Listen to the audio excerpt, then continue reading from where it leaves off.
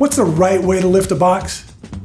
There isn't a right way, right? Some of you are taller, some are shorter, some are stronger, some are weaker, some have more flexibility, some less, and you have habits of lifting that you've had for 20 or 30 or 40 years. What I want you to think about personally is, am I increasing the demands on my body by the way I typically lift? And are there opportunities for me to lower the demands? I am not saying that these principles that I've talked about make it easy.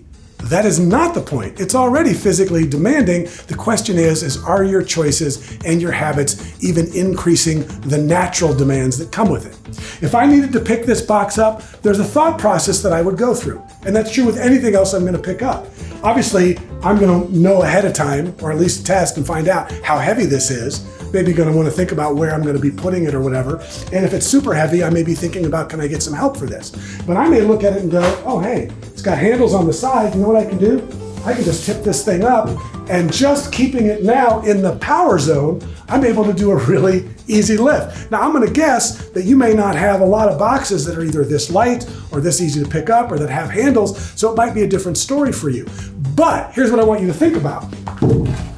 If your habit is to pick something up by bending over and doing this, guess what you're doing even with light items where you do have the opportunity to do this? You're not taking advantage of it. And what I want you thinking about is, because repetition is such a big issue, how many lifts are you doing during the day, and how many of them are giving you opportunities and presenting you with opportunities to do it less demanding, but you don't take advantage of it? Another lift that I might do, depending on what's in this box and how heavy it is I want to get my body as close to it as possible, right?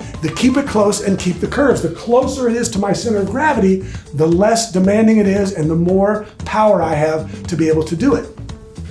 I'm then going to just use my lower body to do that. Now, you look at that.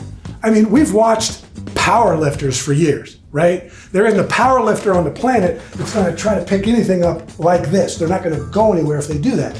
Now, granted, the people watching this video are probably not power lifters, but the bottom line is you need to try to just get your body as close as possible to the positions that are going to make it less demanding. Another option might be going down to a knee. If I went down to a knee to pick this up, I'm going to get it like this. My next move is not going to be to necessarily even try to stand up. I'm going to try to get it more in my power zone. And from here, it's a much easier lift than trying to go straight down over like this to pick it up.